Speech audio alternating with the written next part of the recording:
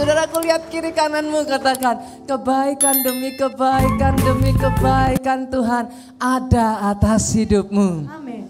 Amin, saudaraku. Boleh saya dengar aminnya lebih dahsyat lagi? Sekali lagi tepuk tangannya yang paling meriah buat Yesus Tuhan kita. Silakan duduk jemaat Tuhan. Yang saya lihat pagi hari ini ketika saya melihat wajah saudara, saya melihat ada kebaikan Tuhan di sana. Ketika saya melihat wajah saudara, saya tahu Tuhan itu baik. Ketika saya melihat satu demi satu di tempat ini saudaraku, bahwa saudara ada di tempat ini saja, kita tahu dia baik. Kita masih diberi nafas, kita masih diberi kesempatan, kita masih diberi kekuatan hari ini. Itu sebabnya saudaraku, apapun yang saat ini saudara alami, saya tidak tahu satu demi satu perjuangan saudara di dalam kehidupan. Izinkan saya mengatakan ini, bahkan dalam titik terendahmu, lihat kebaikannya. Di saat engkau sukar sekali seolah-olah saudaraku, berkata bahwa Tuhan itu baik, tetap lihat, karena memang sesungguhnya tidak pernah ada rancangan yang buruk. Semua tentang engkau yang dia pikirkan adalah kebaikan demi kebaikan. Untuk Tuhan yang satu ini saudaraku, boleh kita beri sekali lagi tepuk tangan yang paling meriah. Lebih dahsyat lagi, lebih dahsyat lagi, lebih dahsyat lagi bagi Raja di atas segala raja. Sorakan haleluya. Kenapa di dalam pondok Daud terjadi begitu banyak mujizat? Bahkan di gereja kita pun saat ini itu yang kita alami. Miracles upon miracles, tidak terhitung. Kalau di dalam Alkitab dikatakan saudaraku seperti bintang di langit. Mungkin sekarang ini itu yang saya rasakan saudara. Hampir setiap hari WhatsApp saya itu pasti selalu aja ada kesaksian demi kesaksian. Saudara bisa bayangkan. Every single day, always new testimonies. Kalau saudara masih ingat, saudara mendengar firman Tuhan tentang yang namanya kunci Daud. Wahyu 3 ayat 7 mengatakan saudaraku, apabila dia membuka, tidak ada yang bisa menutup. Apabila dia menutup, tidak akan ada yang bisa membukanya. Sesungguhnya kunci Daud inilah rahasia saudaraku. Kenapa Daud itu selalu menang perang? Berapa banyak dari saudara di tempat ini yang rindu? Setiap peperangan dalam hidupmu, engkau selalu menang perang. Berapa banyak dari kehidupan saudara di tempat ini yang saudara rindu saudaraku? Saudara tidak yang untung-untungan, kadang menang, kadang kalah. Sebagian dari saudara mungkin berkata, Pastor, apa mungkin? Oh yes, mungkin saudara. Sudah terjadi bertahun-tahun lalu, yes mungkin.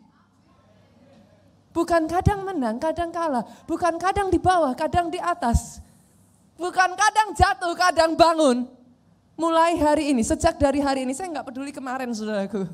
Tapi sejak dari hari ini saya perkatakan atas kehidupan pribadi, lepas pribadi di tempat ini. Ada kunci Daud. Selalu berkemenangan. Tidak bisa kalah, harus menang.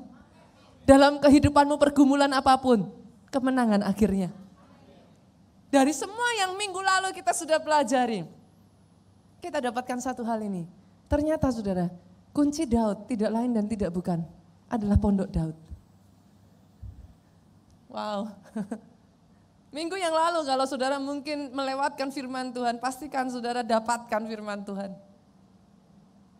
Ternyata kunci Daud berbicara tentang pondok Daud. Minggu ini saya akan mengajak saudara, saya akan membawa saudara melihat. Apa sih yang membuat pondok Daud itu begitu spesial? Kalau kita sudah tahu kunci Daud itu pondok Daud, pertanyaannya, apa yang membuat pondok Daud itu begitu spesial? Ternyata bukan pondok Daudnya, saudara. Hatinya Daud. Come on, saudaraku. Hatinya Daud membuat bagi Tuhan pondok Daud, Bu, jadi spesial. Hari ini, saudaraku, saya akan menyampaikan satu firman Tuhan yang akan saya beri judul, revolusi hati.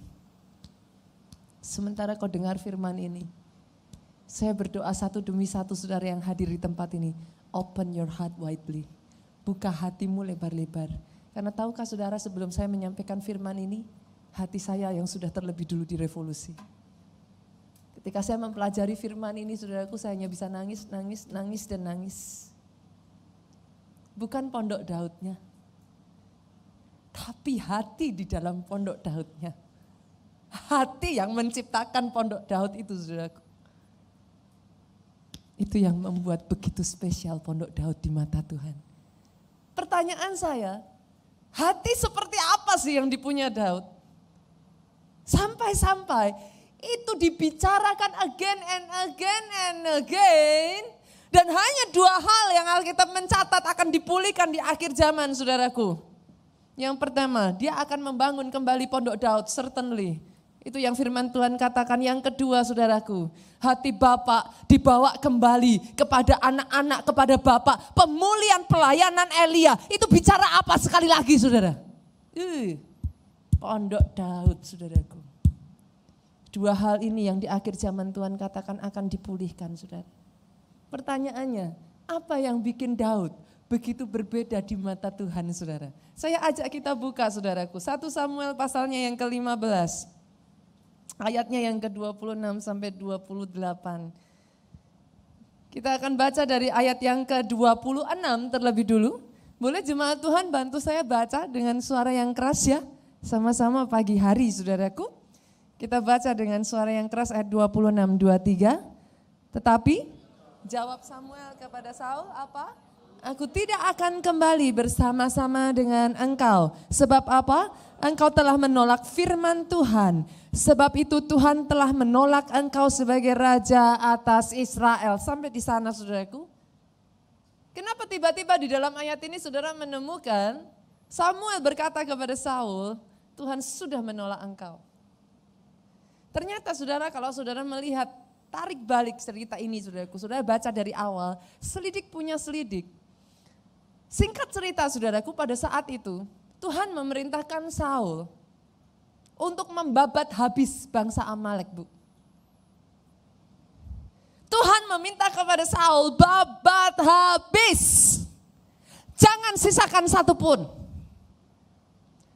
Rupa-rupanya, saudaraku, Saul ini kreatif, Pak. Dia babat habis bangsa Amalek, saudaraku.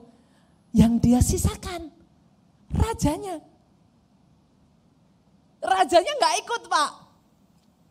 Dia sisakan rajanya, dia pikir sayang. Dan tahukah saudara apa yang dia sisakan, saudaraku? Dia sisakan semua ternak, lembu, sapi, kambing, domba yang tambun dan gemuk-gemuk, saudaraku. Apa perintah Tuhan? Babat habis. Saul kreatif, saudaraku. Ketika saudaraku, Samuel bertanya kepada Saul, apa jawaban Saul? Saul ngomongnya gak salah loh, saudara. Tuhan, kan tujuanku sayang, masa lembu sapi ikut-ikutan? Kan biarin, bisa dipersembahkan sebagai persembahan untuk Tuhan. Maafkan saya, saudaraku, izinkan saya katakan ini. 50% ketaatan tidak cukup. 75% ketaatan tidak cukup. Semakin banyak engkau mengerti, semakin banyak dituntut darimu. 90% ketaatan tidak cukup. Bahkan 99% ketaatan, Bu, tidak cukup. Singkat cerita, sejak dari hari itu, saudaraku, Saul ditolak oleh Tuhan.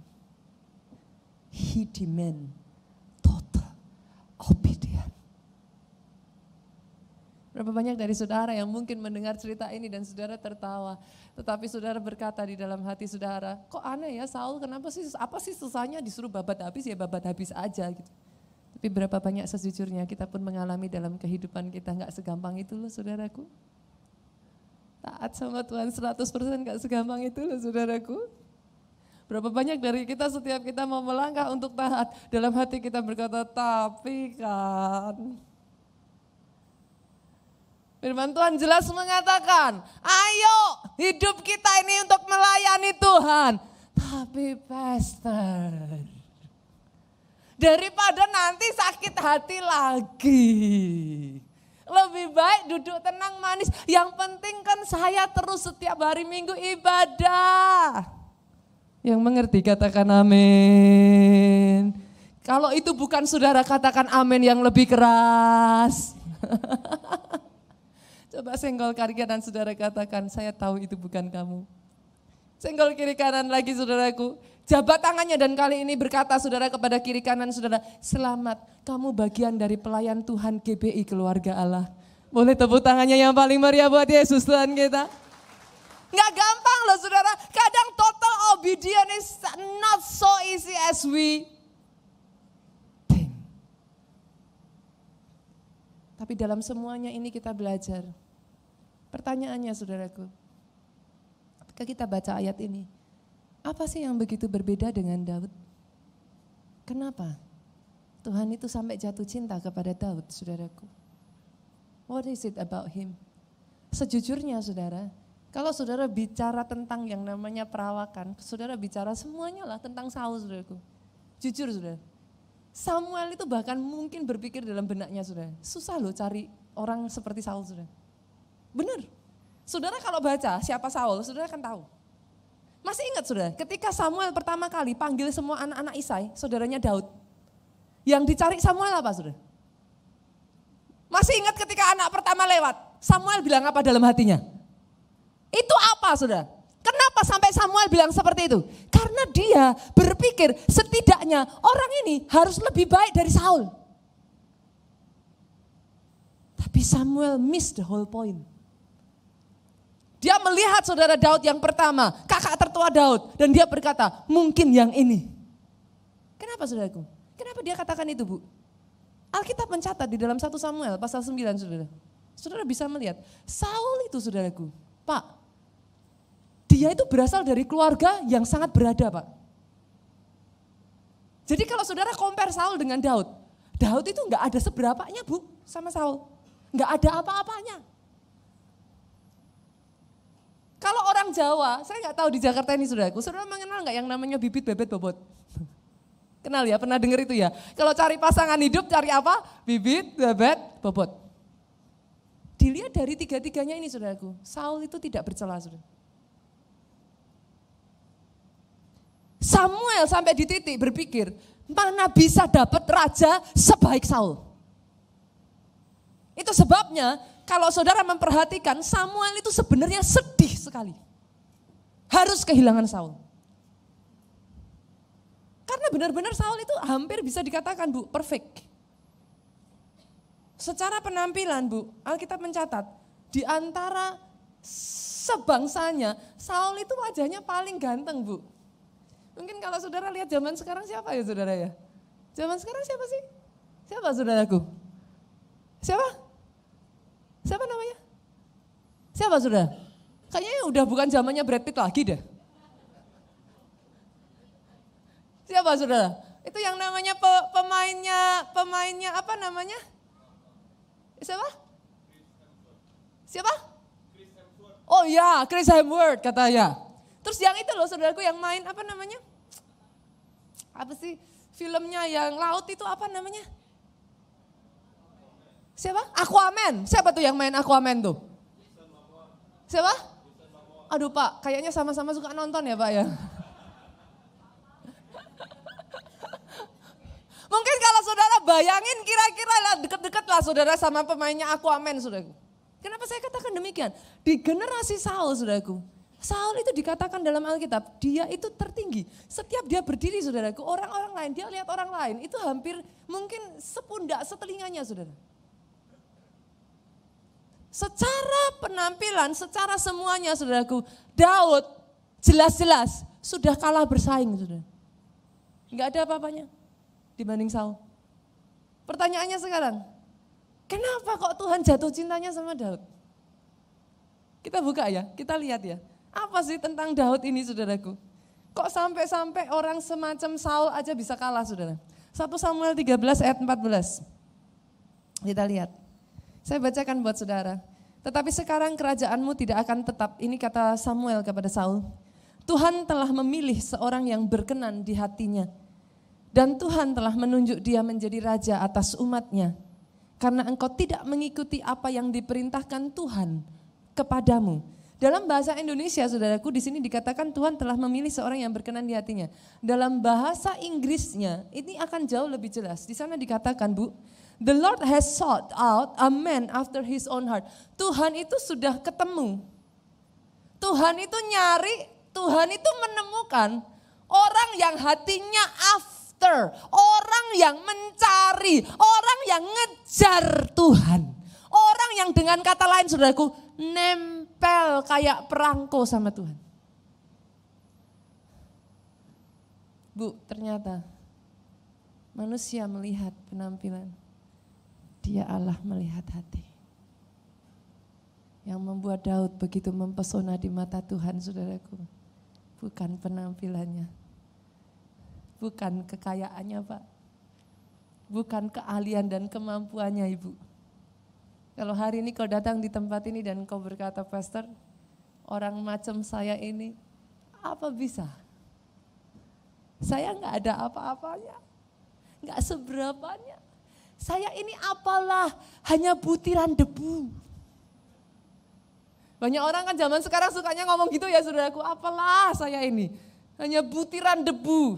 Tapi dengar saudara, butiran debu kalau di dalam dirimu saudaraku, dia menemukan ada hati yang melekat, ada hati yang mati-matian, ada hati yang mengejar, mencari dia. Kualitas hatinya Daud yang membuat pondok Daud begitu spesial di mata Tuhan. Saya berdoa hari ini saudaraku, di tengah-tengah saudara di tempat ini, Tuhan tidak perlu mencari ke tempat lain lagi. Saya berdoa dia menemukan orang-orang yang seperti Daud ini di tempat ini. Pagi ini saya berdoa, Pak. Kau boleh bukan siapa-siapa. Orang boleh meremehkan engkau. Orang boleh melihat saudara dan mereka berkata, "Neh." Tapi ketika dia temukan kualitas hati itu dalam kehidupanmu, saya berdoa hari ini ada orang-orang di tempat ini yang mengalami terobosan demi terobosan demi terobosan demi terobosan dalam kehidupan saudara di tempat ini. Kenapa? Karena kualitas hatimu menentukan terobosan Tuhan atas hidupmu. Oh, saya ulang saudaraku. The quality of your heart determines the breakthrough in your life. Pertanyaannya kualitas hatinya Daud itu kayak apa sih saudara? Masih ingat? Di depan sekian juta bangsa Israel saudaraku, ada satu orang raksasa yang berani berdiri dan mencemooh nama Allah yang hidup. Siapa namanya? Goliat. Saudara harus tahu loh saudaraku, adalah satu pertanyaan besar. Pada saat itu tidak ada satu bangsa Israel pun yang berani maju menghadapi Goliat. Kenapa saya katakan demikian? Kalau saudara mengingat kembali nenek moyang mereka, unless they forget, do you still remember? Bangsa Israel itu saudaraku, mereka itu giant slayer. Pastor, buktinya apa? Loh, kok susah-susah? Itu yang mendiami Hebron, saudara, siapa mereka? Yang tinggal di Hebron itu siapa kata firman Tuhan saudara? Raksasanya raksasa. Mereka raksasanya kaum enak saudaraku. Dan saudara jangan lupa di saat itu saudara jangan berpikir bahwa raksasa itu doesn't exist saudara. It does. Sama seperti dinosaurus, raksasa itu real. Di zaman itu saudaraku, bangsa Israel kerjaannya mereka itu sudah terbiasa bunuh raksasa saudara. Nenek moyang dari Daud itu pembunuh raksasa. Bagaimana bisa dari 2 juta orang tidak ada satupun yang berani menghadapi Goliat saudaraku. They forget who they are. Mereka lupakan siapa jadi diri mereka saudaraku. Saya berdoa hari ini tidak ada satupun di tempat ini yang saudara melupakan siapa diri saudara di hadapan Tuhan. Kualitas hati seperti Daud. Kenapa hati Daud itu begitu spesial di hadapan Tuhan, saudaraku? Di antara semua orang tidak ada satupun yang berani maju. Daud maju, dia marah besar. Siapa orang yang berani mempermalukan, mencaci maki Tuhan Allahku yang hidup? Buat Tuhannya dia habis-habisan, saudara. Kalau itu sudah bicara untuk Tuhan, saudara. Daud yang nomor 1 maju ke depan, saudaraku. Kalau itu sudah bicara tentang Tuhan, Daud nomor 1 maju lebih dulu. Orang lain boleh gak percaya Tuhan, orang lain boleh meragukan rencana Tuhan. Tapi saya berdoa, saudara di tempat ini tidak ada satupun di antara saudara yang sama seperti bangsa Israel, yang mundur teratur ketika melihat masalah saudara. Saya berdoa di tempat ini ketika kau melihat giant di dalam kehidupanmu, masalahmu seperti raksasa, engkau maju yang nomor 1. Karena kau tahu siapa Tuhanmu. Kenapa hati Daud begitu spesial, saudaraku? Ketaatannya. Sejak dari masa kecilnya, saudaraku. Ketaatan Daud, kesetiaan Daud, keberanian Daud. Itu kena di hatinya Tuhan, saudaraku. Dan among every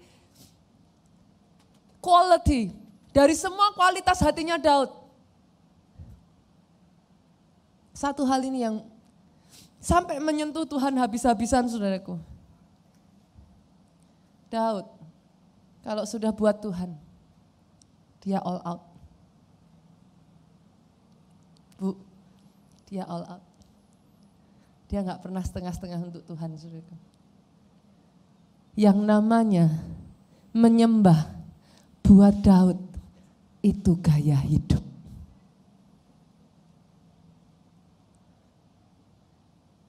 Sampai di satu titik, Pak, itu menyentuh hatinya Tuhan.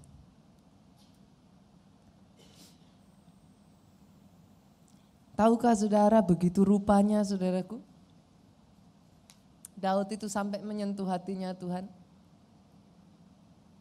Ada satu ayat kalau saudara baca, nanti kita baca sama-sama, saudara.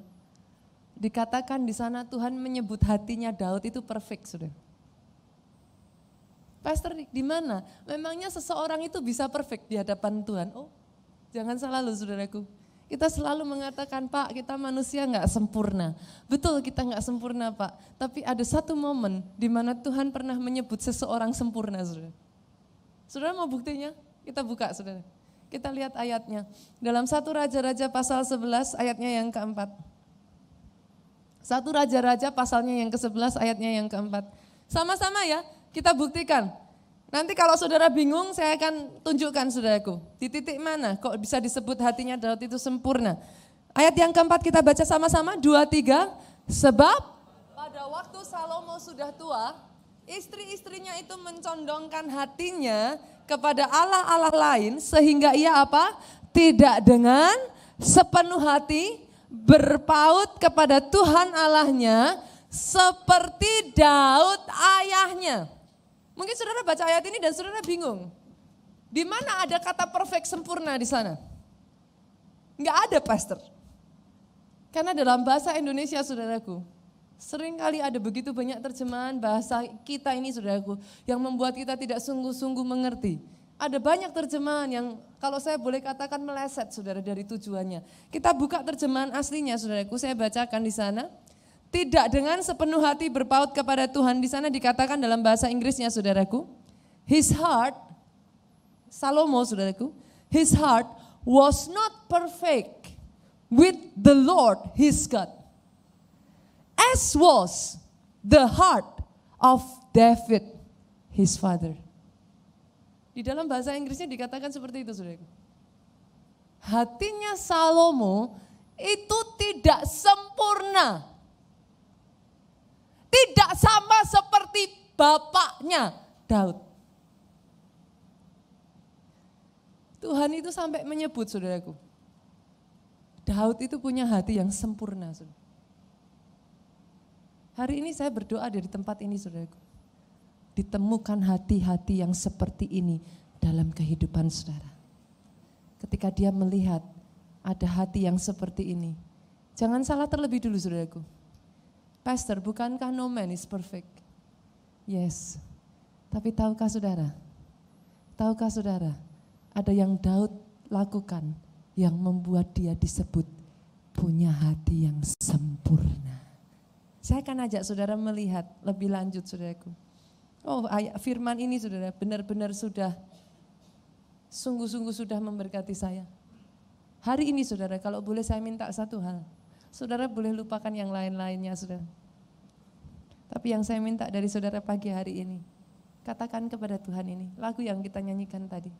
Selidiki aku, lihat hatiku, apakah ku sungguh mengasihimu, Yesus. Dia gak butuh orang yang sempurna saudaraku. Dia hanya butuh hati yang all out buat dia. Dia gak butuh orang yang bisa semua hal. Siapa kita manusia ini saudaraku, kita masih punya banyak kelemahan. Tapi ketika dicari Tuhan, ditemukan ada hati yang all out buat Tuhan. Saudara boleh lupa semua yang saya bagikan hari ini. Tapi saya berdoa, hari ini terjadi revolusi hati di tengah-tengah kita. Kalau ada di antara saudara hari-hari ini yang suam-suam kuku, saya berdoa, hati yang suam-suam digantikan dengan hati yang menyala-nyala untuk Tuhan. Kalau ada di tempat ini hati yang penuh dengan ketakutan, saya berdoa hari ini, hati yang ketakutan, karena tidak bisa melihat rencana Tuhan, ketakutan. Karena seolah-olah sudah akhir dari hidupmu, hari ini kau dimampukan untuk melihat semua hal yang baik yang dari Tuhan, rancangan Tuhan ada untuk pribadi, lepas pribadi. Di tempat ini boleh saya dengar tepuk tangannya yang paling meriah buat Yesus Tuhan kita. Kenapa sampai hatinya Daud ini dikatakan perfect? Saudaraku, sesederhana. Ternyata saudara, gaya hidup Daud yang menyembah itu yang kena di hatinya Tuhan. Oh yes.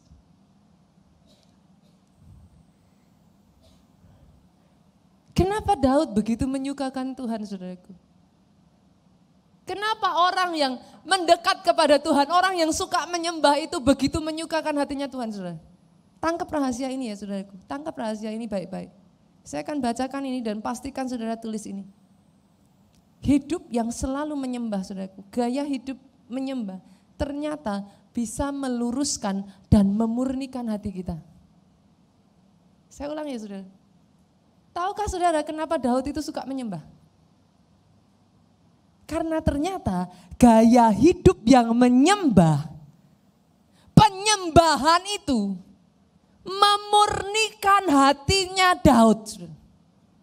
Saudara yang dari saudara bertanya, Pastor, apa Daud gak pernah bikin salah? Oh yes, Daud bikin salah saudaraku. Apakah hatinya Daud tidak tercemar? Oh yes, ada 1001 alasan Pak. Kalau saya sebutkan satu-satu ini saudaraku, mungkin saudara akan berkata kepada saya, sebagian dari saudara berkata, Pastor, too many things. Ada begitu banyak hal yang membuat hati saya ini susah untuk dijaga. Oh ya saya tahu saudaraku. Kalau kita berbicara hidup Daud Bu, siapa Daud? Dia anak yang dari semua anaknya, dia disembunyikan, dia tidak dianggap. Dia anak yang ditolak oleh kedua orang tuanya saudara. Ketika saya membaca kisah Daud, saya hanya punya satu kecurigaan saudaraku. Tidak tertulis di dalam Alkitab.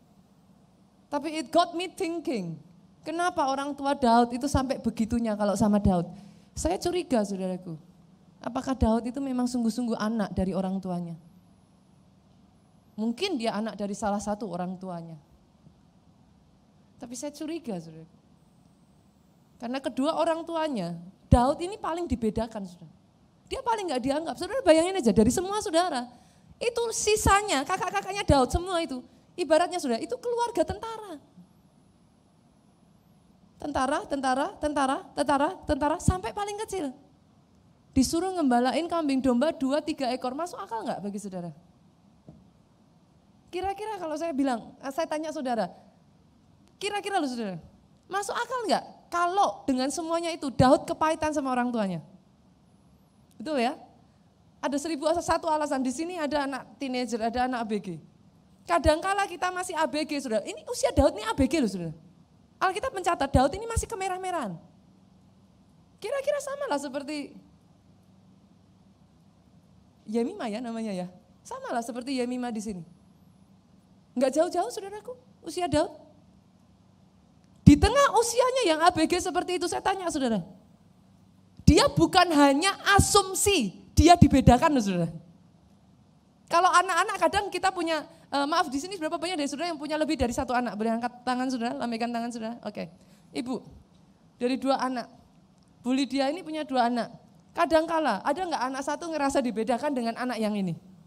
Ada ya, ada kalanya ya Pak ya. Anak kita seperti apapun kita Bu, kita kadang anak bisa komplain. Kok beda, mami lebih sayang sama ini, papi lebih sayang sama itu. Betul ya? Tapi kalau Daud ini bukan asumsi saudara. Kalau Daud Bu, kenyataan. Ya memang bukan dia merasa dibedakan, dia dibedakan. Itu saja sudah alasan saudaraku buat dia sakit hati.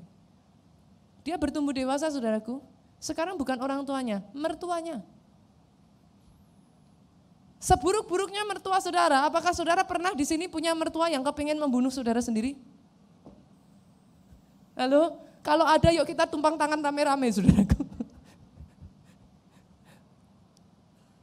Sekarang bukan hanya orang tuanya loh saudara. Daud punya mertua yang jadi musuh besarnya. Dan sekali lagi, kebanyakan anak menantu itu masih asumsi. Ya mertuanya begini, kok bisa tahu? Ya rasanya memang begitu. Kalau Daud nggak dirasa-rasa saudara, beneran dikejar-kejar mau dibunuh saudaraku. Jadi bukan sama sekali bukan asumsi Pak. Daud tidak perlu asumsi saudaraku. Itu benar-benar tepat ketika mereka makan satu meja, dilempar pakai tombak saudara. Masih ingat kisahnya? Daud melarikan diri pertama kalinya. Dilempar pakai tombak. Berapa banyak di sini yang punya mertua saudara, ngelempar saudara pakai tombak. Saya berdoa dijauhkan dari saudara. Saudara mengerti yang saya maksudkan? He has too many reasons. Setelah dia bertumbuh lebih dewasa lagi saudaraku, sekarang gantian anaknya. Dari papa mamanya, mertuanya, Pak, sekarang anaknya. Dan ini bukan asumsi saudara. Absalom memang mau membunuh Daud. Saya tanya saudara, adakah di sini satu orang yang kisah hidupnya lebih tragis dari Daud? Saudara mau dibunuh, saudara dibedakan oleh orang tua, sama mertua mau dibunuh, sama anak dikejar-kejar, tahtanya mau direbut. Ada nggak kira-kira yang kisah hidupnya lebih tragis? Senggol kiri kanan katakan, at least kita lebih baik kondisinya. Yang mengerti katakan amin. Kalau saudara hari ini datang di tempat ini sambil menyeret kaki saudara, sambil nangis-nangis dan berkata, tidak ada yang baik, semuanya dalam kehidupanku jelek. Saudara katakan kiri kanan lagi, kayaknya setelah dengar khotbah ini aku ngerasa lebih baik. Yang mengerti katakan amin. Oh yes saudaraku. Daud punya 1001 alasan. Tahukah saudara apa yang membuat Daud disebut punya hati yang sempurna? Bukan berarti dia nggak bisa sakit hati saudara. Bukan berarti Daud nggak pernah jatuh di dalam satu, istilahnya apa ya saudaraku, tergoda saudara. Masih ingat ketika Daud ada di satu gua dengan Saul? Daud tergoda loh saudara. Daud maju mundur loh saudara. Tapi akhirnya dia nggak jadi saudaraku. Tahukah saudara apa yang membuat hati Daud itu berbeda saudaraku? Karena di titik di mana dia merasa begitu down, saudara. Di titik di mana saudara merasa Daud itu merasa begitu hancur hidupnya. Orang lain udah gak gereja-gerejaan lagi, orang lain udah gak pelayan-pelayanan lagi, orang lain udah gak Tuhan-Tuhanan lagi. Tapi Daud saudaraku, dia berkata, pujilah Tuhan hai jiwaku. Itu Daud, pujilah Tuhan dengan segenap hatimu. Itu dia ngomong itu bukan dalam keadaan yang fresh. Bukan dalam keadaan di tengah dia ingin memuji Tuhan. Dia berkata, mengapa letih lesu dan berbeban berat hatiku? Pujilah Tuhan Allahmu. Itu Daud, saudaraku. Pak, di saat dimana Daud ada di dalam begitu ketakutan yang begitu rupa, saudaraku. Dia berkata, dia sungguh berkata, saudaraku, sekalipun aku dalam lembah kelam, ku tak takut sebab kau besertaku. Sekalipun badai tofan datang menerpa, ku tak gentar sebab kau di sisiku. Saudara tahu, setiap kali Daud mengalami semua pengalaman demi pengalaman ini, dia datang menyembah Tuhannya, saudaraku. Tuhan luruskan kembali hatinya. Berapa banyak dari saudara yang setuju dengan saya, Pak?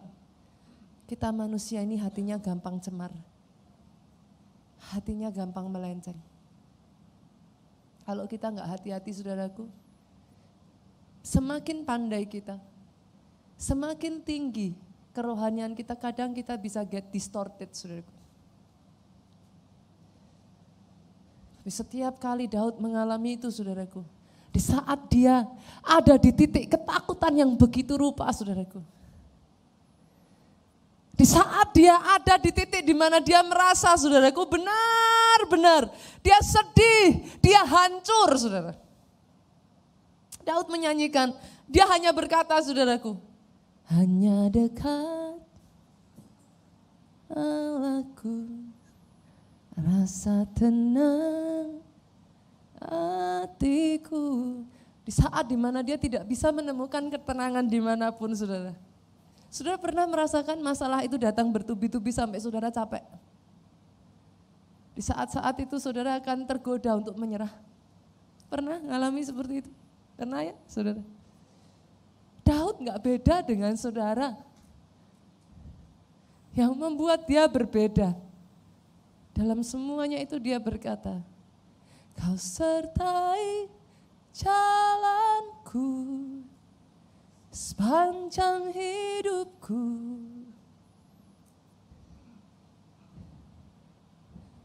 Tujuh kali dalam sehari Daud memuji-muji Allahnya. He find comfort. Bolehkah saya katakan ini, saudaraku, yang membuat Daud berbeda? Pak, ketika engkau memuji dan menyembah dia, Daud menemukan kompas rohaninya, saudaraku. Di saat dia merasa hatinya tersesat, di saat dia merasa tidak, pernahkah saudara terjebak dengan perasaan saudara begitu lupa sampai saudara merasa gak bisa mengalahkan diri saudara sendiri? You become not you. Pernah, saudaraku? Saudara marah kepada pasangan saudara, saudara kecewa kepada orang di sekeliling saudara, sampai begitu rupa saudara sudah tidak bisa menguasai hatimu sendiri. Pernah, saudara? Di titik itulah Daud datang di hadapan Tuhan. Dia menemukan kompas hatinya, saudaraku. Dia mengizinkan hadirat Tuhan itu menyapu bersih semua sampah-sampah dalam hidupnya.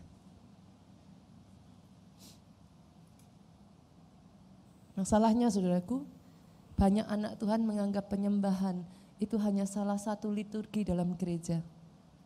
Masalahnya ada begitu banyak anak Tuhan, saudaraku, menganggap, pastor, saya bukan artis Bollywood, pastor, dikit-dikit nyanyi. Gitu. Oh, biasa kan, saudaraku? Yang mengerti katakan amin. Tahu gak, saudara, orang Kristen tuh orang yang suka menyanyi loh. Betul? Seneng nyanyi, sedih nyanyi. Betul, Pak? Loh, kita tuh gak kalah sama artis Bollywood loh, saudaraku. Lagi seneng aca, saudaraku. Sedih juga, coba saudara lihat. Di pemakaman nyanyi, ya kan? Pesta pernikahan nyanyi. Loh, orang Kristen itu sebenarnya sejatinya loh, saudara, ya Daud ini. Tapi tahukah saudara, Daud itu menemukan kenapa? 7 kali dalam sehari. Kenapa sampai Daud segitunya saudara? Maaf saudara, kita di seberang pun sampai enggak menang saudara. 7 kali dalam sehari itu. Saudara tahu kenapa? Daud menemukan kalau dia enggak lakukan itu saudara, dia sudah gila. Dia sudah jadi kuku saudara. 7 kali saudara, itu bukan dia memaksa dirinya. 7 kali itu karena memang sepanjang hari itu, kalau Daud tidak lakukan itu. Daud menemukan di dalam penyembahan ada terapi hati, saudara. Saudara tahu kenapa? Karena pada saat saudara mengangkat penyembahan saudara di hadapan Tuhan, di situ hadirat Tuhan hadir. Hadirat Tuhan itu apa tuh saudara? Hadirat Tuhan itu lebih tepatnya siapa? Hadirat Tuhan, Tuhan sendiri hadir. Daud bukan imun, saudaraku. Daud bukan kebal terhadap semuanya yang dia rasakan itu, saudara. Enggak. Apakah enggak ada rasa benci terhadap Saul? Pasti. Enggak mungkin. Daud bukan orang sempurna, tetapi gaya hidupnya made him perfect. Amazing, saudaraku. Saya berdoa di tempat ini. Setiap jemaat di keluarga Allah bukan menjadikan penyembahan sebagai syarat, bukan menjadikan penyembahan sebagai liturgi. Setiap jemaat keluarga Allah punya gaya hidup menyembah. Engkau tidak lagi, kalau mau tepuk tangannya lebih dahsyat lagi buat Yesus Tuhan kita. Senggol kiri kanan saudaraku, di APL ini yang ada roh yang menyala-nyala, katakan amin. Di APL yang ada semangat yang menyala-nyala, katakan amin. Enggak ada tengah khotbah semuanya diam, yang ada tengah khotbah semuanya tepuk tangan, bilang amin, bilang haleluya, bilang puji Tuhan saudaraku. Yang saya tahu itu APL yang saya kenal. Aminnya boleh lebih keras lagi. Jadikan tempat ini tempat yang menyenangkan saudaraku. Orang datang ke sini udah capek-capek, enggak tambah capek lihat kita saudara. Orang datang tempat ini mau capek, lihat saudara, capeknya hilang jadi semangat. Itu APL saudaraku. Temukan jemaat keluarga Allah, jemaat yang tahu menemukan ada terapi hati dalam penyembahan. Itu sebabnya kau suka dikit-dikit nyembah. Nyembah bukan nyanyi saudaraku, nyembah tidak sama dengan nyanyi. Tapi ketika kau menyembah, dia hadir. Kau katakan, oh Tuhan, sungguh hanya Engkau satu-satunya Tuhan. Oh sungguh di pagi hari Tuhan, hanya Engkau satu-satunya. Setiap lagu itu saudaraku, naik di hadapan Tuhan, dia hadir, dia basuh semua. Yang tadinya marah, yang tadinya penuh kekecewaan, yang tadinya penuh kesedihan, dihanyutkan semua saudara. Katanya saudaraku, bablas. Tepuk tangannya boleh yang paling meriah buat Yesus Tuhan kita. Dan yang ajaibnya saudara, ini kata kuncinya saudaraku. Saya ajak saudara untuk melihat, ini kata kuncinya. Kalau tadinya saudara,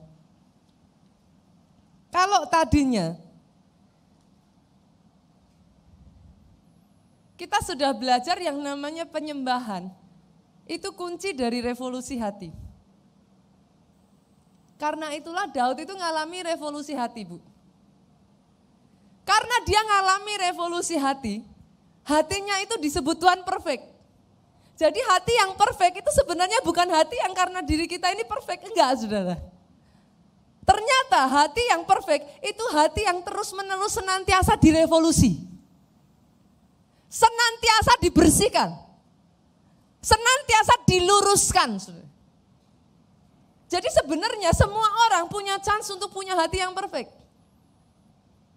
Kalau tadinya yang direvolusi itu hatinya Tuhan, tahukah saudara kenapa? Apa yang membuat Daud sampai membuat pondok Daud, saudara?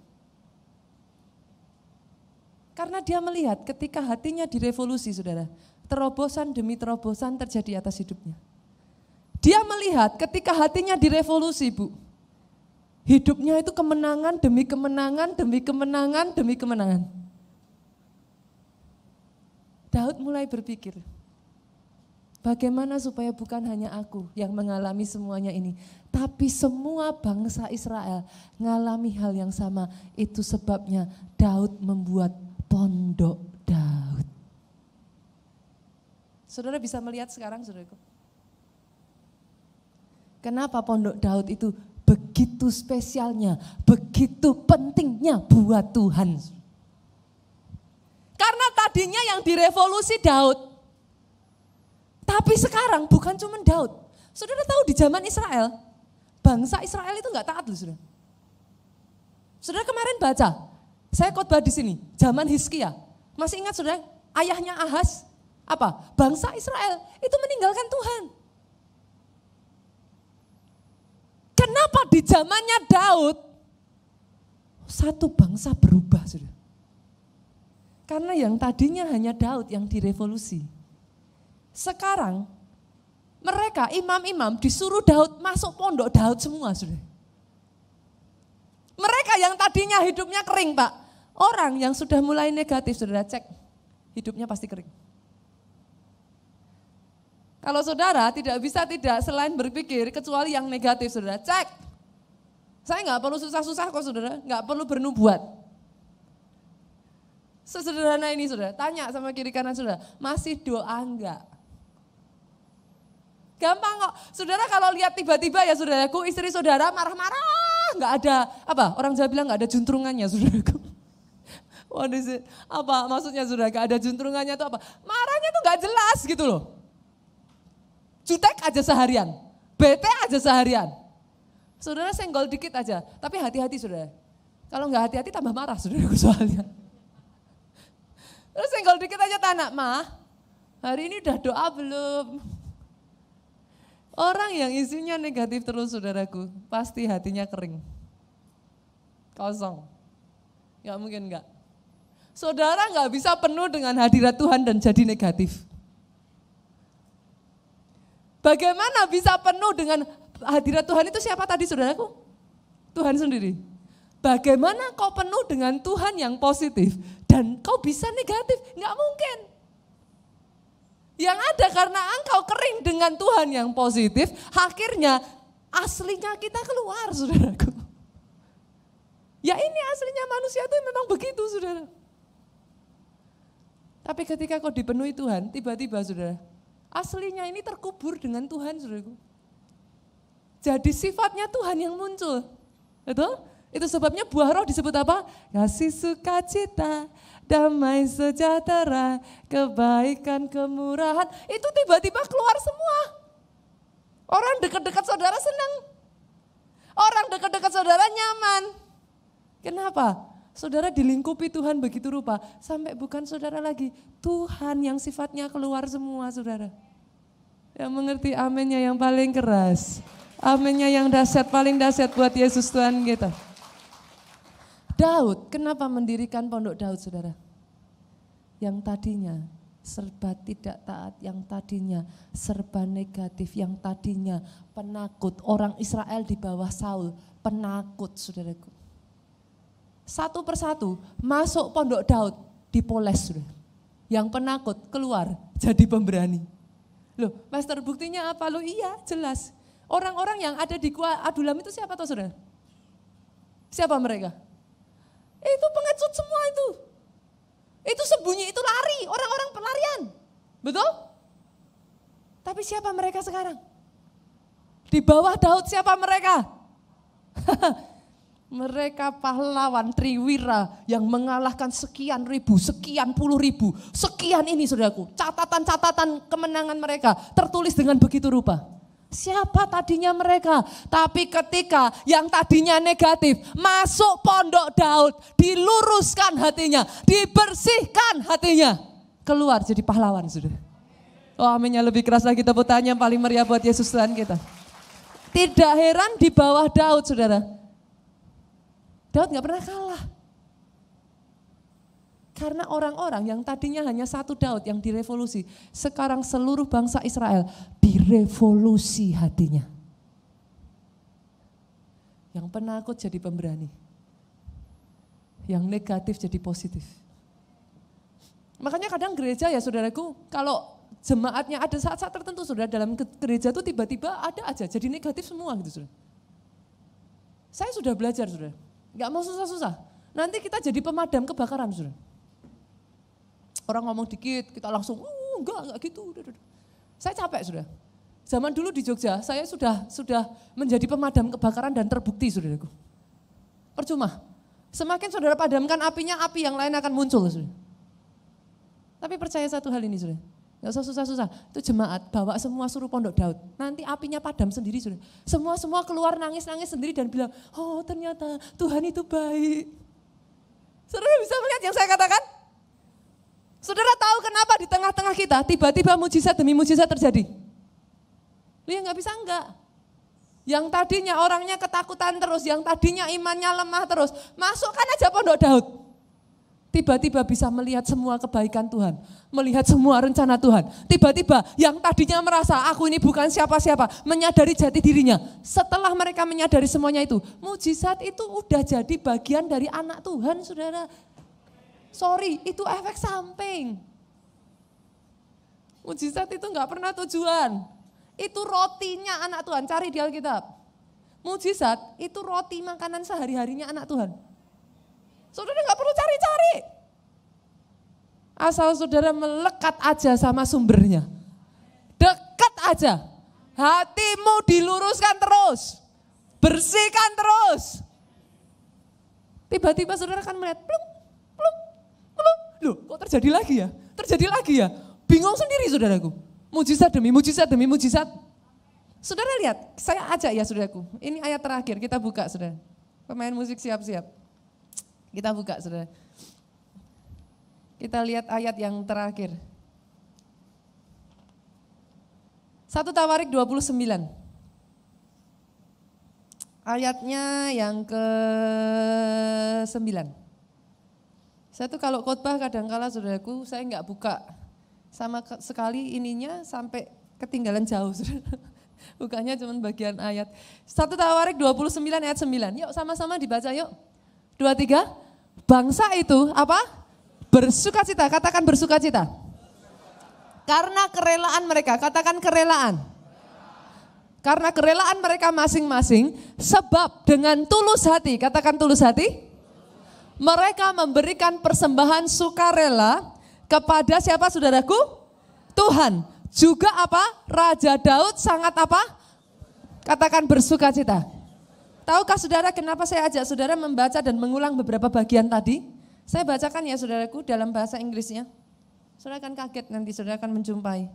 Dalam bahasa Inggrisnya saudaraku, kita lihat dari ayat tadi.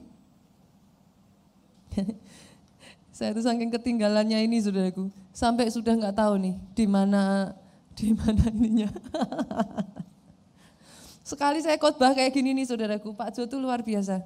7 lembar itu sudah kasih karunia saudaraku. Bahan khotbah saya seperti ini itu biasanya minimal 7 lembar saudara. Dikit-dikitnya 7 lembar. Nah ini saya udah belum ketemu saudara. Mana nih saudara? Hilang saudara. Saya mau menunjuk, sudah ketemu, puji Tuhan. Katakan haleluya. Saya bacakan ya saudara, ayat ke-9 tadi saudara, dalam bahasa aslinya. Di sana dikatakan apa? Then the people rejoice. For that they offer willingly. Mereka itu ngasih persembahan itu benar-benar mereka memberikan itu willingly. Because apa saudaraku? Baca sama-sama. With perfect heart. They offered willingly to the Lord. And David the king also rejoiced with great joy. Tadinya yang punya perfect heart cuman siapa saudara? Daud. Tadi saudara baru baca apa? With perfect heart. Sekarang seluruh bangsa Israel hatinya diubah perfect heart. Senggol kiri kanan katakan, engkau bisa punya hati yang sempurna. Engkau bisa punya perfect heart. Ini bukan hanya sekedar ini saudaraku, yes, this is real. Itu sebabnya saudara, Pondok Daud di mata Tuhan. Kenapa Tuhan mau pulihkan Pondok Daud di akhir zaman? Gereja kita dengan serius saudaraku, kita bangun Pondok Daud. Kalau pastor bangun pondok Daud kan susah. Saya tuh sampai ditanya beberapa hamba Tuhan, keluarga Allah tuh ya benar-benar ya kurang kerjaan ya. Apa enggak ini sih? Emangnya bangun pondok Daud itu gampang? Di Jakarta orang itu sibuk. Siapa yang mau datang saudara? Oh saya bersyukur saudara, jemaat keluarga Allah beda dari orang-orang Kristen lain. Yang datang justru berbondong-bondong. Tahun ini saudaraku saya berdoa. Pondok Daud itu memang gak gampang saudara. Saudara masih ingat ketika Daud itu membawa tabut perjanjian masuk, itu gimana caranya? Mereka mau cari gampang. Benar? Usah. Mereka tuh mau cari gampang, gak mau susah, jauh kan? Dibawa dengan cara bagaimana awalnya? Didorong kereta. Loh biar gampang, enak atau sudah? Ya dorong gitu sudah. Banyak orang, banyak gereja suka cari gampangnya. Nggak mau bayar harga. Usah disambar sudah. Daud ketakutan. Tapi lucunya pada saat tabut perjanjian ini masuk ke Obed-Edom, rumah Obed-Edom diberkati. Daud mikir, aku harus bisa bawa tabut perjanjian. Sudah tahu caranya bawa gimana? 6 langkah korban. Kita semua tahu sudah, angka 6 itu daging. Di pondok Daud, daging satu persatu dari kita dipangkas. Sampai jadi perfect heart. Yang membuat banyak orang Kristen saling satu dengan yang lain senggol-senggolan, kenapa saudara? Ya sederhana, masih punya daging. Dicubit coba kiri kanannya, masih sakit. Saudara. Itu yang membuat banyak di antara saudara kecewa kan saudaraku, datang ke gereja. Kecewa kan pelayanan, kenapa? Ya semua masih daging. Tapi kalau dagingnya sudah disembelih semua, kan beres perkara saudaraku. Dagingnya sudah dipersembahkan, ya sudah beres perkara. Saya berdoa dari tempat ini saudaraku, kita mau bayar harganya untuk mendirikan pondok Daud atas kota Jakarta ini. Oh yes. Saya berdoa saudaraku, tahun ini kita angkatkan bukan hanya 2 jam per hari, 8 jam per hari. Oh sungguhan saudara, saya serius. Tahun ini kita angkatkan 8 jam per hari. Pastor gimana caranya? Gak roh saudaraku. Coba senggol kiri kanan katakan, saya mau jadi orang yang setia di pondok Daud. Oh yes, karena dibutuhkan saudara-saudara di tempat ini saudaraku. Kita bisa bangun pondok Daud. Saya berdoa saudara dari tempat ini, saudara nanti setelah pulang, tim admin boleh persiapkan. Bagi saudara yang rindu, Tuhan gerakkan di jam tertentu saudaraku. Kita akan mungkin mulai saudara dari jam 4 sampai jam 10 dulu, 6 jam. Setelah itu kita nanti akan pikirkan jam berikutnya yang 2 jam. Di antara saudara, kalau di waktu-waktu itu saudara bisa, daftarkan diri saudara. Berani, nanti kita latih. Jangan khawatir, saudara yang penting sediakan waktu, memang saudara komit di hari itu, di jam itu, saudara harus masuk pondok Daud. Setidaknya 2 jam masuk pondok Daud. Saudara. Dagingnya ini dipangkas sih semuanya saudara. Amin. Ketika daging sudah dipangkas, yang saudara akan dilihat kiri kanan. Kemuliaan demi kemuliaan, demi kemuliaan, terobosan demi terobosan, demi terobosan, mujizat demi mujizat, demi mujizat. Jadi atas hidup saudara.